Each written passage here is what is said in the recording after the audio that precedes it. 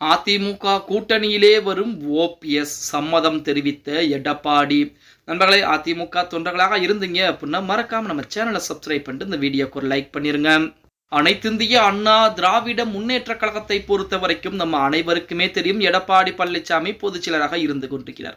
அவர் எப்படி பொதுச்செயலராக இருக்கலாம்? எனக்கு பின்பாக பதவிக்கு வந்தவர், எனக்கு பின்பாக அரசியலில் அதிமுகவில் இணைந்தவர். அவர் எப்படி அதிமுகவில் என்னை விட முக்கியமான பொறுப்புகளில் இருக்க முடியும்? அவரின் கீழ் நான் செயல்பட வேண்டுமா அப்படிங்கிற அந்த எண்ணங்கள் தான் ஓபிஎஸ் இன்று தனித்து விடப்பட்டிருக்கிறது அப்படின்னு கூட. அந்த நேரத்திலே பாஜகவை நம்பிக்கொண்டு அதிமுகவை தன் பின்னால் கொண்டு வந்து விடுவார்கள், அதிமுகவிற்கு தான் தலைமை ஏற்று விடலாம் என மிகப்பெரிய ஒரு பகல் கனவு என்பது கண்டுகொண்டு சட்ட போராட்டத்தை ஆரம்பித்து பார்த்தார். ஏகப்பட்ட போராட்டங்களும் தொண்டர்கள் உரிமை மீட்பு குழு என ஏகப்பட்ட வேலைப்பாடுகளை பார்த்தார். இருந்த போதிலுமே நமது பாஜக எடப்பாடி பழனிசாமியின் பின்னால் வந்துவிட்டது. அது மட்டுமில்லாமல் ஓபிஎஸ்ஐ கைகழுவி இப்போ ஓபிஎஸ் அரசியலிலே அனாதையாக விடப்பட்டிருக்கிறார். டிடிவி தினகரனுக்கு கூட ஆதரவுகள் என்பது இருக்கிறது, சசிகலாவிற்கு ஆதரவுகள் என்பது இருக்கிறது, ஓபிஎஸ்க்கு எந்த ஆதரவுகள் என்பது இருக்கிறது?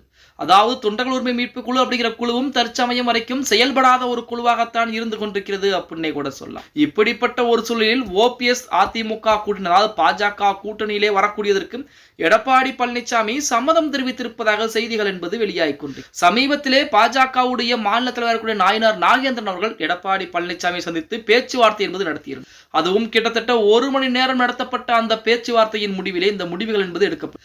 சசிகலா, ஓபிஎஸ், டிடிவி தினகரன், செங்கோட்டையன் இன்ன வரைக்குமே அதிமுக தொண்டனாகத்தான் இருந்து கொண்டிருக்கிறார். இந்த 3 நபர்களுமே பாஜக கூட்டணிக்குள் இணைக்க வேண்டும் என்பது டெல்லி மேலிடத்துடைய முடிவு அப்படின்னு சொல்லி நமது பாஜக தலைவர் நாயனார் நாகேந்திரன் அவர்கள் எடப்பாடி பழனிசாமியிடம் பேச்சுவார்த்தை என்பது நடத்தியிருக்கிறார். அந்த நேரத்திலே சசிகலா அம்மையாருக்கு எதுவுமே சொல்லவில்லை எடப்பாடி பழனிசாமி. ஆனால் டிடிவி தினகரன் மட்டும் இந்த கூட்டணிக்குள் வரக்கூடாது, ஓபிஎஸ்ஐ வேண்டுமானால் சேர்த்துக் கொள்ளுங்கள் என பச்சை கொடி காட்டியிருப்பதாக தற்சமயம் இணையதளங்களிலும் சரி சமூக வலைதளங்களிலும் சரி செய்திகள் என்பது தீயாக பரவி கொண்டிருக்கிறது அப்படின்னு கூட சொல்லலாம். எடப்பாடி பழனிசாமி அவர்களை பொறுத்த வரைக்கும் அது உங்கள் கூட்டணி, நீங்கள் பார்த்துக் கொள்ளுங்கள். அதிமுகவிற்கும் அவர்களுக்கும் சம்பந்தம் என்பது கிடையாது. அதிமுகவுக்குள் அவர்கள் வருவதற்கு வாய்ப்புகள் என்பது கிடையாது. ஏன்னா தொண்டர்களுடைய ஒருமித்த கருத்தை தான் நான் சொல்கிறேன். என்னுடைய தனிப்பட்ட விருப்பத்தை நான் சொல்லவில்லை.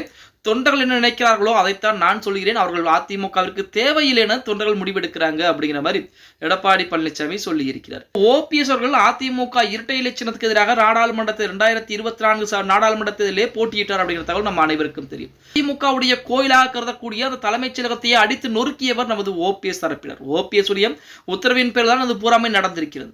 இப்படி இருக்கக்கூடிய சூழலில் அதிமுக தொண்டர்கள் எப்படி ஓபிஎஸ்ஐ மன்னித்து அதிமுகவை ஏற்றுக்கொள்வார்கள் அப்படிங்கிறது தான் சொல்லியா நண்பா. அதாவது உங்களுடைய கருத்துக்களை கீழே கமெண்ட் பாக்ஸ்ல பதிவு பண்ணுங்க நண்பா.